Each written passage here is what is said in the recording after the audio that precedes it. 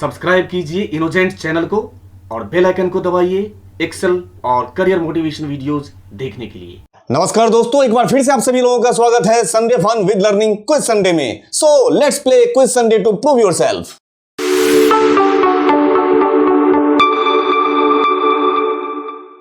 आज के quiz show का पहला क्वेश्चन ये रहा आपके सामने। Excel worksheet cells work very similarly to what common element of the Windows GUI graphical user interface I am talking about.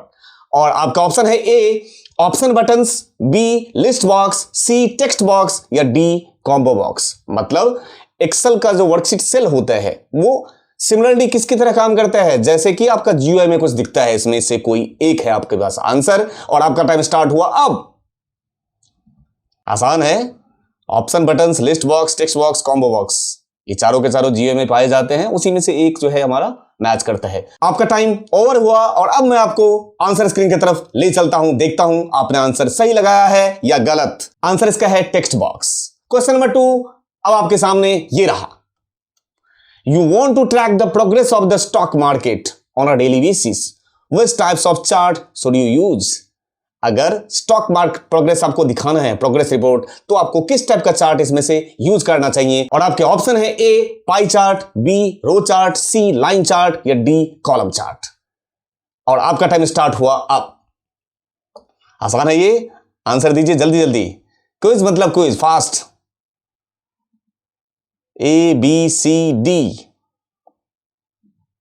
4 3 2 1 over. और अब मैं आपको आंसर स्क्रीन की तरफ ले चलता हूं। ये रहा आपका आंसर। इसका आंसर है लाइन चार्ट।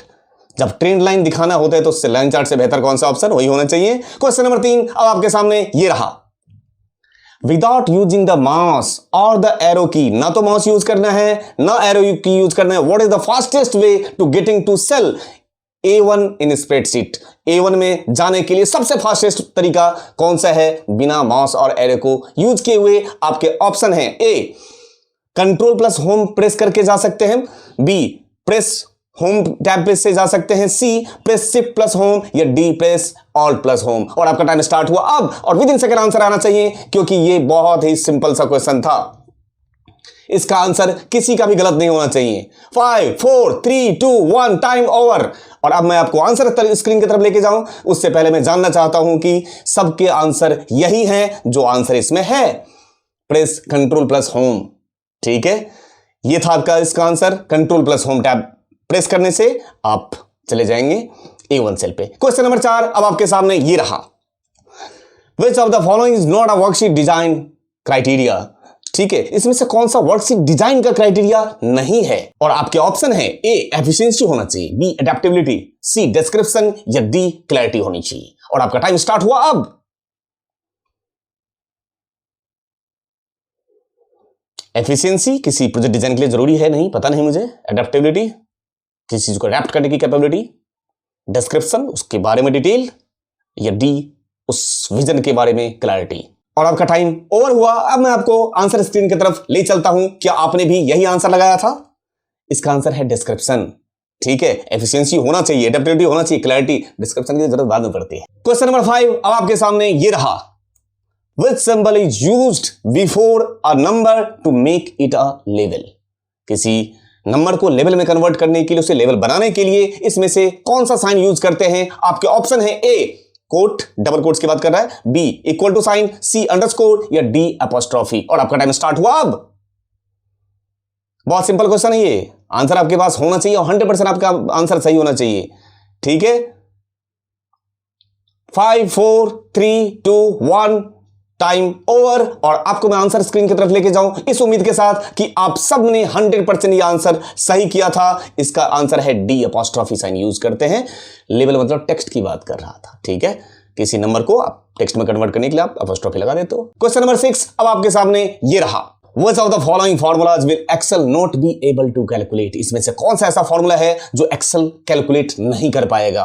और आपके ऑप्शन है A equal to sum, bracket में सेल्स हो सकता है, सेल्स से किसी का नेमिंग रेंज हो, minus A3, B equal to sum A1 से A5 का range into 0.5, C equal to sum A1 से A5 का रेंज डिवाइडेड बाय 10 माइनस 10, या D equal to sum A1 से A5 का रेंज माइनस 10। और आपका टाइम स्टार्ट हुआ अब। इक्वल टू सम, फॉर्मूला तो सारे ही ठीक ठाक दिख रहे हैं, बस ध्यान दीजिए छोटा सा ट्रिक और आपका आंसर उसी को ध्यान में रखते हुए यहां पे लग जाना चाहिए ए बी सी या डी और आपका टाइम हुआ ओवर और मैं आपको आंसर स्क्रीन की तरफ ले जाऊं। क्या मैं उम्मीद करूं कि यही आंसर आपने लगाया है जो मैं दिखाने जा रहा हूं। इसका आंसर है A equal to sum, bracket में सेल्स ले ही नहीं सकते। क्वेश्चन नंबर 7 अब आपके सामने ये रहा, which of the following is not an example of a value. इसमें से कौन सा वैल्यू का एग्जांपल नहीं है और आपके ऑप्शन है ए 350, बी मे 10, 2001, सी 0.57 या डी सीरियल नंबर 50771 और आपका टाइम स्टार्ट हुआ अब।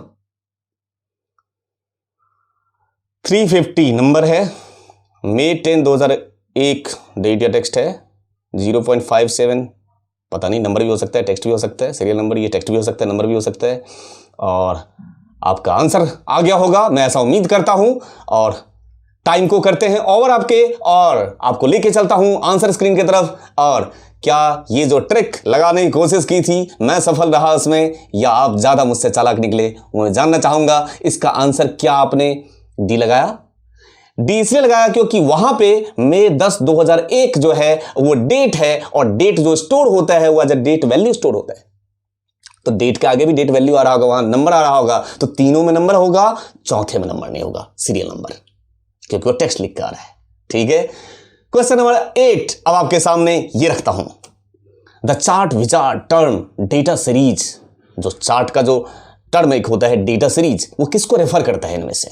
और आपके ऑप्शन है ए चार्ट का जो लेजेंड होता है उसको, be a collection of chart data markers, जो चार्ट के जो डेटा मार्कर होते हैं जहां पे डेटा का मार्किंग पॉइंट होता है उसको रेफर करता है, या C a set of values you plot in a chart, या डी अ डेटा लेवल। इनमें से ऑप्शन आपने देख लिए, मैंने सुनाया आपको ऑप्शन और आपका टाइम स्टार्ट हुआ अब और उम्मीद में कि आप आंसर सही दें।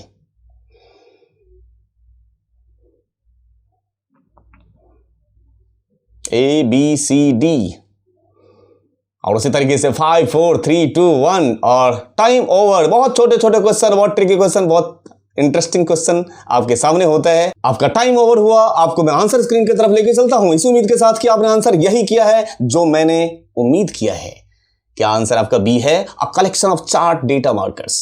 ठीक है, ये इसका आंसर था, डेटा सीरीज का मतलब होता है collection of chart data markers. Question number 9 अब आपके सामने ये रखता हूं, the chart wizard term data categories, वहां कुछ और था, वहां डेटा सीरीज था, रेफर्स टू, ये जो डेटा कैटेगरीज होता है चार्ट विजार्ड में वो किसको रेफर करता है? आपके ऑप्शन है ए चार्ट का प्लॉट एरिया हो सकता है, बी हॉरिजॉन्टल एक्सिस हो सकता है, C the organization of individual values with a charts data series हो सकता है, या D the data range that supply chart data. इनमें से ऑप्शन तो एक ही है और उम्मीद तो मुझे आपसे हमेशा रहती है और जरूरत से ज्यादा रहती है और आप मुझे कभी निराश नहीं करेंगे ऐसा मैं उम्मीद करता हूं और इसी उम्मीद के साथ आंसर आप लगा चुके होंगे। टाइम 2-3-4 सेकंड में और दे देता हूं और अगर आपका आंसर हो गया हो तो मैं तो आंसर मुझे दिखाना मेरा फर्ज बनता है, मैं आपको आंसर स्क्रीन की तरफ लेके चलता हूं और क्वेश्चन नंबर 9 का आंसर ये रहा। क्या आपका भी आंसर यही था, बी हॉरिजॉन्टल एक्सिस? अरे डेटा कैटेगरीज हॉरिजॉन्टल एक्सिस तो होगा। और आज के क्विज का आखिरी सवाल अब आपके सामने रखता हूं इस 100% उम्मीद में कि आखिरी क्वेश्चन सबका सही, उसी के साथ आज का क्विज खत्म और आंसर का वेट की बारी अब मेरी। अब आप कमेंट बॉक्स में 1 से लेके 10 तक के जो आपके आंसर थे आउट ऑफ 10 आपने कितना अचीव किया मुझे जरूर बताएं। अब मैं आपको क्वेश्चन नंबर 10 की तरफ ले चलता हूं। Question number 10, getting data from a cell located in a different sheet is called, A option है आपका accessing, B referencing, C updating या डी फंक्शनिंग। और इस क्वेश्चन का आंसर तो बिल्कुल सही से देना आपका फर्ज बनता है। Getting data from a cell located in different sheet, उस कॉन्सेप्ट को क्या बोला जाता है? ये रहा आपके ऑप्शन और आपका टाइम स्टार्ट हुआ अब। बड़ी उम्मीद रहती है मुझे आप लोगों से। ठीक है, आउट ऑफ 10 जब लिखते हैं आप 8, आउट ऑफ 10 लिखते हैं 7, बहुत अच्छा लगता है।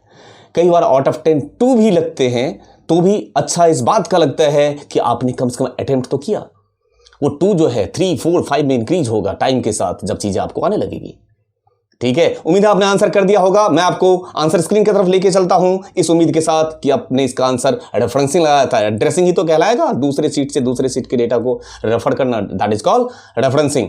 तो अब मैं उम्मीद करता हूं कि 10 में से 8, 7, 5, 4, 3, 2, 1 जितने आंसर सही हुए होंगे वो मेरे कमेंट बॉक्स में जल्द से जल्द दिख जाना चाहिए। Thank you very much. अब आपसे मिलूंगा नेक्स्ट संडे फिर अगेन कुछ क्वेश्चन के, कुछ नए नए ट्रिकी क्वेश्चन के साथ। Thank you.